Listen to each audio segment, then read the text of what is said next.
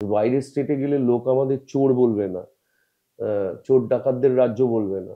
এইটুকু আমি চাই বেশি। প্রপার পড়াশোনা হবে। কোনোদিনই কোনো অভিনেতাকে মিছিলে যেতে হবে কোনো নেতার গ্ল্যামার বাড়ানোর জন্যে, এসব কিছু ছিল না। বড় বড় প্রযোজকরা আর ছবি করছেন না।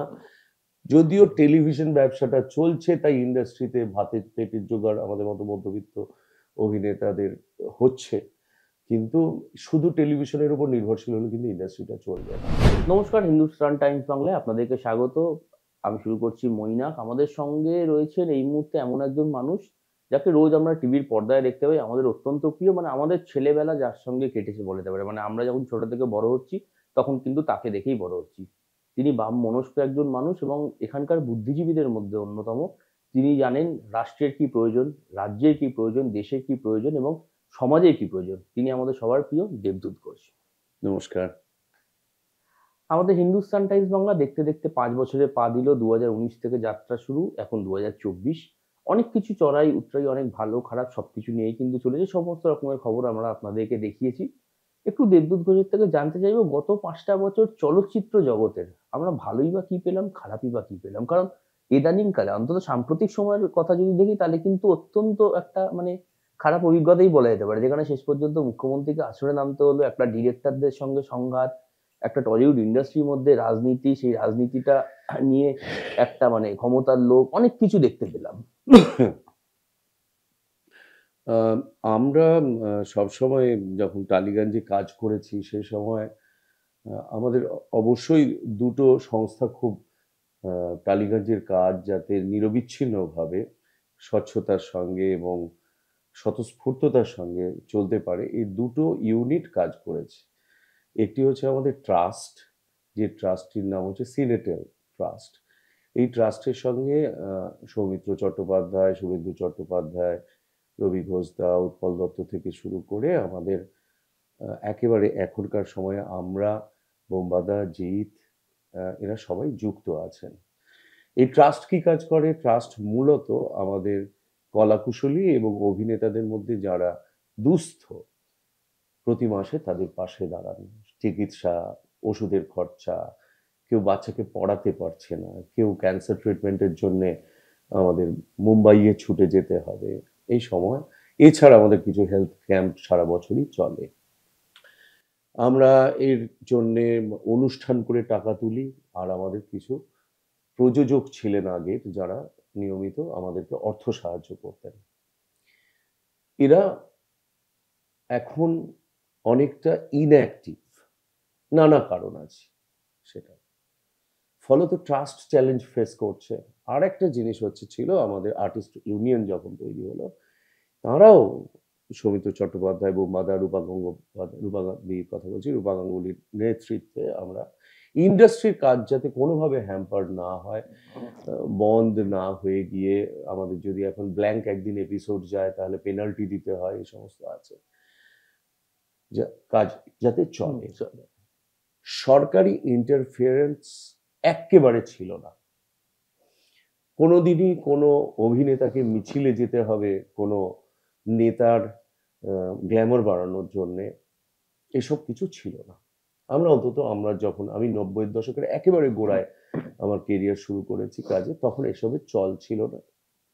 আমাদের ইন্ডাস্ট্রিটা খুবই মানে, আমরা যখন শুরু করছি তখন ফিল্ম নির্ভর হলেও ধীরে ধীরে আমরা টেলিভিশন নির্ভর হয়ে যায়। এবং আজ আমাদের ইন্ডাস্ট্রি যদি 1400 কোটি টাকার হয়, তাহলে 1200-12.5 কোটি টাকা শুধু টেলিভিশনেই খাটে। ফিল্ম ছোট হয়ে যাচ্ছে বাজেট, এবং ওটিটি জায়গা নিচ্ছে, নানা চ্যালেঞ্জের মধ্যে দিয়ে ইন্ডাস্ট্রি যাচ্ছে। এবং গত বছরে যা ফিল্ম রেজিস্ট্রেশন হয়েছিল, তার থেকে এবছরে, গত বছর যদি ওই 47-45টার মতো হয়, এবছরে এখনো পর্যন্ত সংখ্যাটা বছর শেষ হতে যাচ্ছে 35-এর আশেপাশে। অর্থাৎ বুঝতে পারছি যে আমাদের সংখ্যায় ছবির কমে যাচ্ছে। বড় বড় প্রযোজকরা আর ছবি করছেন না। যদিও টেলিভিশন ব্যবসাটা চলছে, তাই ইন্ডাস্ট্রিতে ভাতের পেটের জোগাড় আমাদের মতো মধ্যবিত্ত অভিনেতাদের হচ্ছে, কিন্তু শুধু টেলিভিশনের উপর নির্ভরশীল হলে কিন্তু ইন্ডাস্ট্রিটা চলবে না। তাহলে কি দরকার ছিল? যে বিষয়গুলো নিয়ে লড়াই, আমাদের 11 জন এমপি আছেন, যারা ফিল্ম ইন্ডাস্ট্রি থেকেই কোনো না কোনো সময় বেরিয়ে বিলং এসেছে। করেছে।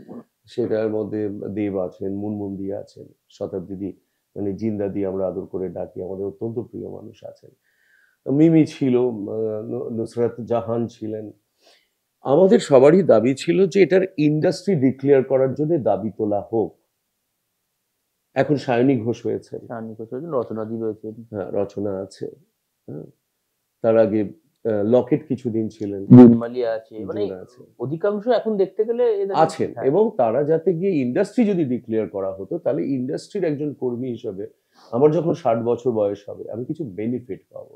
তখন এই ওয়েলফেয়ার ট্রাস্টের উপর নির্ভর করে আমার তাকিয়ে বসে থাকতে হবে না, কারণ মধ্যবিত্তের জীবন সারা পৃথিবীতেই ক্রমশ বেঁচে থাকা দুরূহ হয়ে উঠছে, কারণ বাজার সংস্কৃতি বাজার প্রসারিত করে মানুষের ক্রয় ক্ষমতাকে সম্পূর্ণ নিঃশেষ করে দিচ্ছে।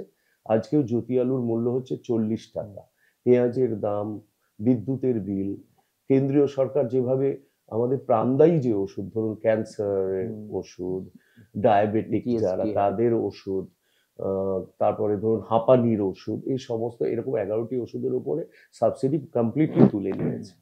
ফলত আমি এগুলোর উদাহরণ কেন দিচ্ছি, মধ্যবিত্ত এক তো ডিএ পাচ্ছে না সরকারি চাকরি যাদের আছে, তারপরে যারা মানে সরকারির বাইরে বেসরকারি জায়গাতে কাজ করেন, তাদের সবারই অবস্থা নাভিশ্বাস উঠছে। এই সময়ে সরকারের কাছ থেকে আমাদের যেটা চাহিদা ছিল সেটা হলো আমাদের ট্যাক্স কমিয়ে দিয়ে, বিদ্যুতের বিল কমিয়ে দিয়ে, বাংলা ছবিগুলোকে মেইন স্ট্রিম সময়ে দেখতে দেওয়া, এবং যেমন কেরালা সরকার ওটিটি প্ল্যাটফর্ম নিয়ে এসেছে, সেরকম একটা প্ল্যাটফর্ম যদি তৈরি করা যেত এখানে, তাহলে কিন্তু আমরা খানিকটা লড়াই দিতে পারতাম। যে লড়াই দিতে পারছি না, প্রযোজকরা মুনাফা চান, তারা দিনের পর দিন শুধু টাকা লাগাবেন আর লস করবেন, তার জন্য তারা কাজ করতে চান না। এই পরিস্থিতি থেকে বেরোনোর জন্যই কিন্তু আপনি যে মহাকরণে গেছিলেন মুখ্যমন্ত্রীর কাছে, আমাদের এসওপি তৈরি হওয়ার কথা, সেই এসওপি যে কবে তৈরি হবে আমরা কিচ্ছু জানি না। আমাদের ইউনিয়নের সঙ্গে কোনো, আমরা টালিগঞ্জের একটা বড় অংশ, আমাদের অভিনেতাদের সংখ্যাও বড়, কোনো আলাপ আলোচনা কিচ্ছু হয়নি, সেই দিনেই আমরা পড়ে আছি। সবাই নবান্নতে গেলেন, চা কফি খেলেন, চলে এলেন।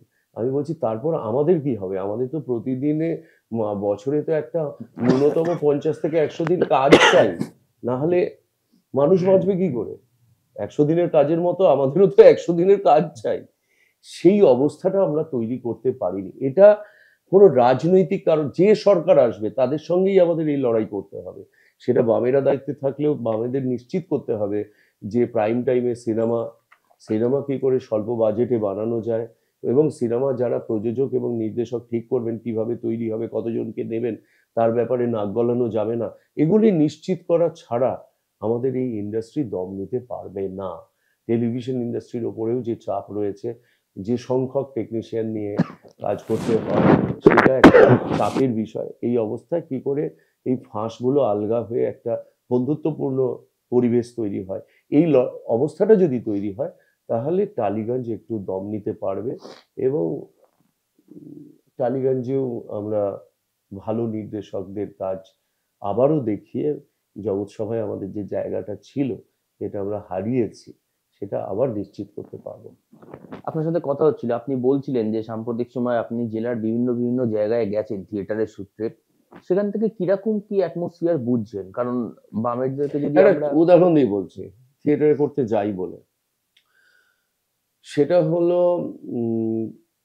যারা সরকারের সঙ্গে সংলগ্ন, আমি শুধু নেতা মন্ত্রীদের কথা বলছিলাম, তাদের হাতে এত প্রচুর টাকা, তারা কি করছেন, যেখানে আমরা থিয়েটার ফেস্টিভ্যালের লোকে আগে পয়সা দিয়ে টিকিট কেটে ফেস্টিভ্যালটা বাঁচতো, মানে অন্তত ফেস্টিভ্যালের 70% খরচা শুধু টিকিট কাটা থেকে উঠে আসতো। আমি নাম করছি না, তার কারণ হচ্ছে যে ফেস্টিভ্যালের কথা বলবো তারা রোশানলে পড়ে যাবেন।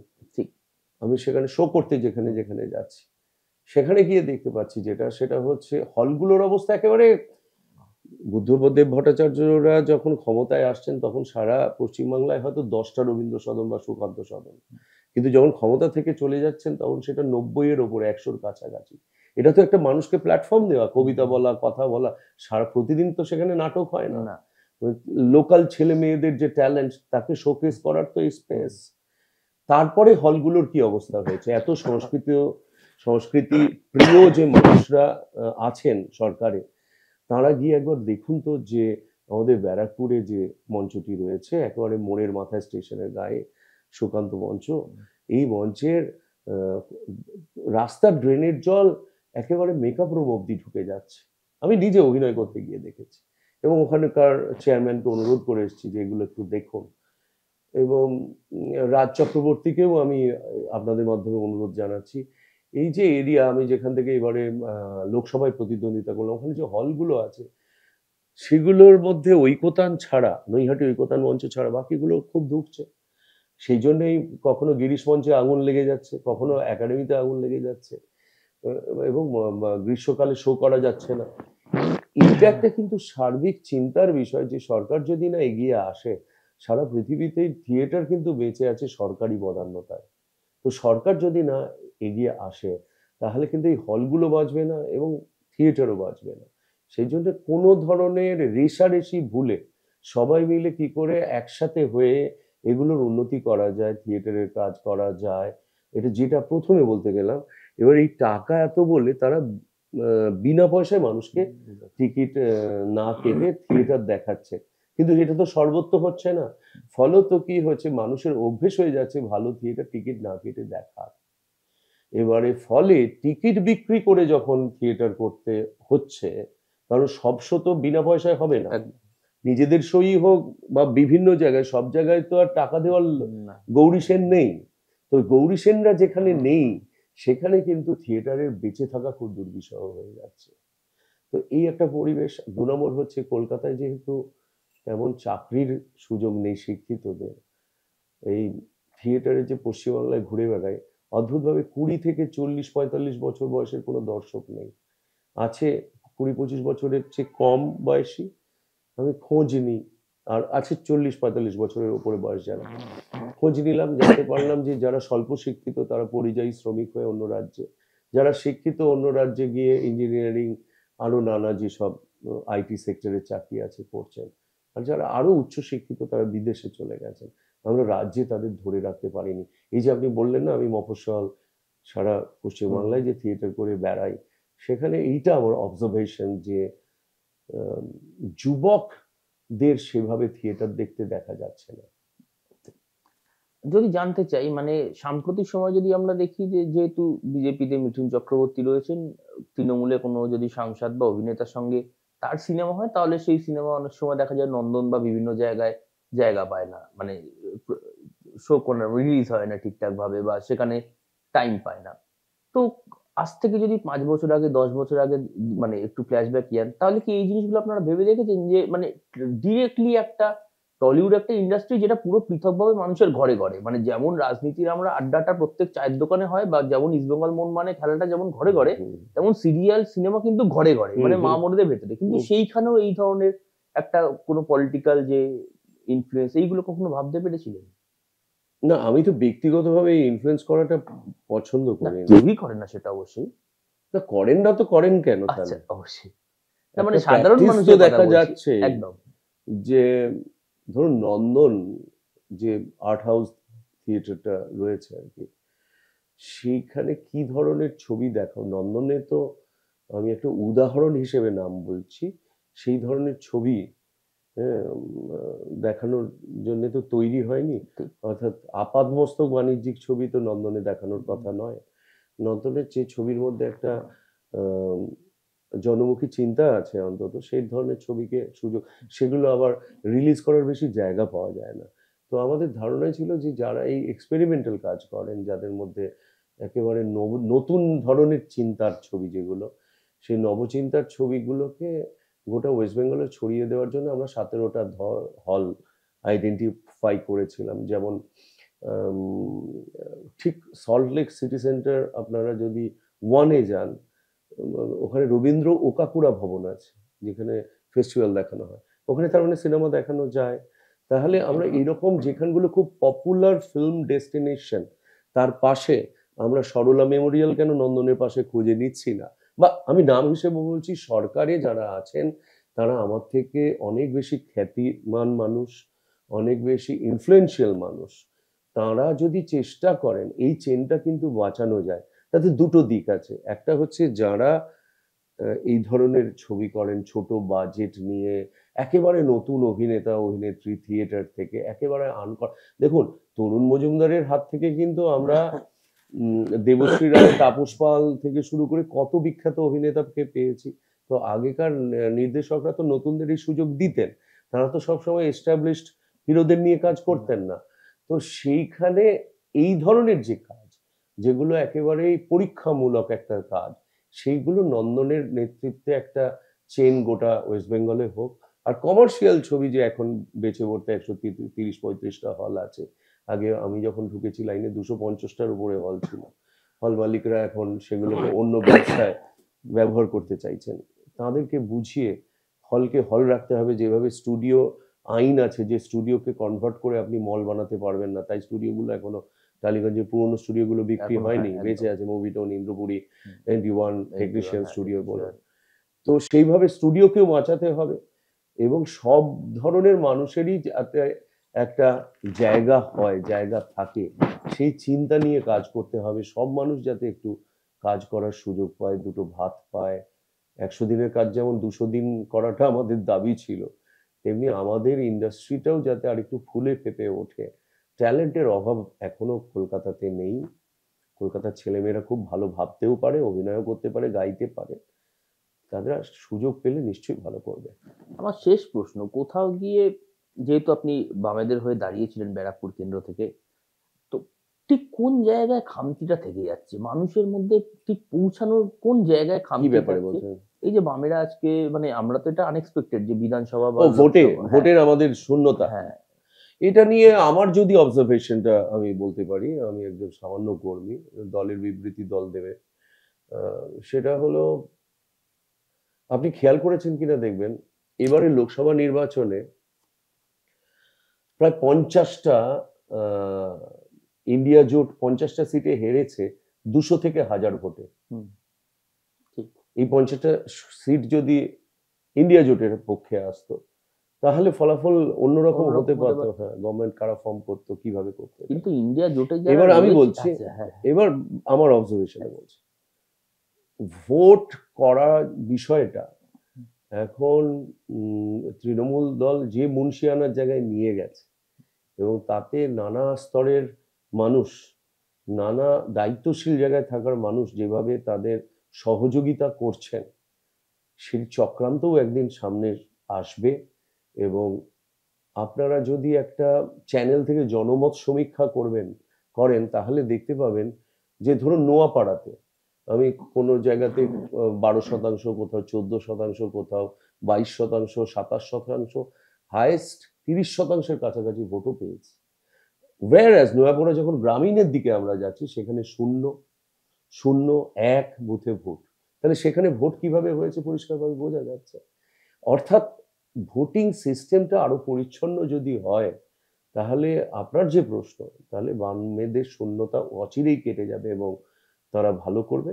আর বাম কর্মীদেরও দায়িত্ব আছে ভোট রক্ষা করার ব্যাপারে, ভোট যে সঠিকভাবে হচ্ছে সেটার ব্যাপারে তাদের আরো বেশি করে যোগদান করতে হবে এবং একেবারে গণনা পর্যন্ত তাদের উপস্থিতি নিশ্চিত করতে হবে। আগামী 5 জায়গায় বাংলা এবং দেশকে কোথায় দেখতে চান? আগামী 5 বছরে দেশকে এবং বাংলাকে কোথায় দেখতে চান? যেহেতু হিন্দুস্তান টাইমসের 5 বছর পূর্ণ হলো, তো আগামী আমি আমি তো এখন ক্রমশ মানে একটা বয়স্ক মানুষ হয়ে যাচ্ছি, কিছুদিন পরে হয়তো সিনিয়র সিটিজেন হয়ে যাব। তো আমি নিশ্চয়ই আমার সন্তান সন্ততিরা একটু আহ, সম্মানের জীবনযাপন করবে, চুরি চামারি করবে না, বাইরের স্টেটে গেলে লোক আমাদের চোর বলবে না, চোর ডাকাতদের রাজ্য বলবে না, এইটুকু আমি চাই। বেশি প্রপার পড়াশোনা হবে, শূন্য খাতা জমা দিয়ে কেউ শিক্ষক হবে না, ডাক্তার হবে না। সত্যিকারের আগে যেরকম প্রকৃত শিক্ষকদের আমরা স্কুলে পেয়েছি, আমরা তো মাস্টারমশাইদের হাতেই তৈরি। আর পৃথিবীর সবচেয়ে বড় মাস্টারমশাই আমি মনে করি আমাদের এই বাংলাতেই জন্মেছেন, তার নাম ঈশ্বরচন্দ্র বন্দ্যোপাধ্যায়। তো বিদ্যাসাগর মশাইয়ের দেশে এইসব চালাকি করে পাশ করার বিষয় আমি একদমই সমর্থন করি না। আমাদের বহু কষ্ট করে পড়াশোনা করতে হয়েছে, পাশ একদম। করতে হয়েছে। সেই অবস্থায় ফিরে আসুক।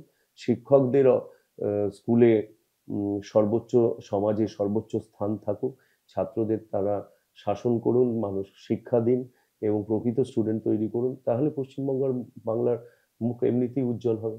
অবশ্যই। আমাদের হিন্দুস্তান টাইমস বাংলার দর্শকদের ৫ বছরের জন্য যদি কিছু বলতে চান যে আমাদের ৫ বছর পূর্ণ হলো। আমি বলবো যে কোনো প্ররোচনা, কোনো ধর্ম নিয়ে সংখ্যালঘুদেরকে কোনোভাবে একটু দমিয়ে দেওয়া, এটা মানবতার কাজ নয়। আমাদের ধৈর্যের পরীক্ষা সত্যিই দিতে হচ্ছে, বাংলাদেশ ছোট্ট দেশ আমাদের তুলনায়, কিন্তু আমরা যেন এই কথাটা মনে রাখি, তুমি অধম হইলেও আমি উত্তম হইব না কেন। আমাদের এই সময় ধৈর্যের পরীক্ষা দিতে হবে, কোনো রকম প্ররোচনার মধ্যে আমরা যাব না। আমরা আমরা যেমন ছোটবেলায় শিখেছি যে একই বৃন্তে দুইটি কুসুম, হিন্দু মুসলমান।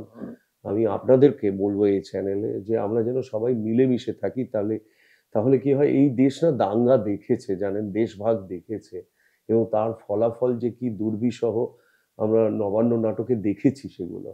সেই দিন আবার ফিরে আসুক আমি চাই না। আমি এবং আমার পরবর্তী প্রজন্ম যাতে সুখে শান্তিতে থাকতে পারে, মাথা উঁচু করে থাকতে পারে, সেইটুকু আমি আপনাদের চ্যানেলের মাধ্যমে সবার কাছে বললাম যে এই সময় আমাদের ধৈর্যের পরীক্ষা দিতে হবে, এবং সবাই মিলেমিশে থাকলেই রাজ্য, দেশ তথা পৃথিবীর উন্নতি। কাউকে দমিয়ে দেওয়াটা মানবতার কাজ নয়। একদম। আমরা কথা বলছিলাম অভিনেতা দেবদূত ঘোষের সঙ্গে। তিনি জানাচ্ছিলেন যে তিনি কিন্তু ভবিষ্যতে দেখতে চান চলচ্চিত্র জগতের যে রাজনীতিকরণ সেটা বন্ধ হোক। পাশাপাশি বাংলাদেশে যেসব অশান্তি চলছে সেই অশান্তি বন্ধ হয়ে এবং যে এই যে বাংলা যেন তার ছেলেমেয়েরা বা আগামী যারা প্রজন্ম তারা যেন সুস্থ একটা সমাজ পায়, সুস্থ একটা সংস্কৃতিবান সমাজ পায় যেখানে শিক্ষকদের আরেকবার সম্মান দেওয়া হবে, শিক্ষকদেরকে এটা ধরে নেওয়া হবে না যে তারা হয়তো টাকা দিয়ে চাকরি পেয়েছেন। একটা সুস্থ সমাজ কিন্তু তিনি চাইছেন। ক্যামেরায় অর্ক মাইতির সঙ্গে মৈনাক মিত্রের রিপোর্ট, হিন্দুস্তান টাইমস বাংলা।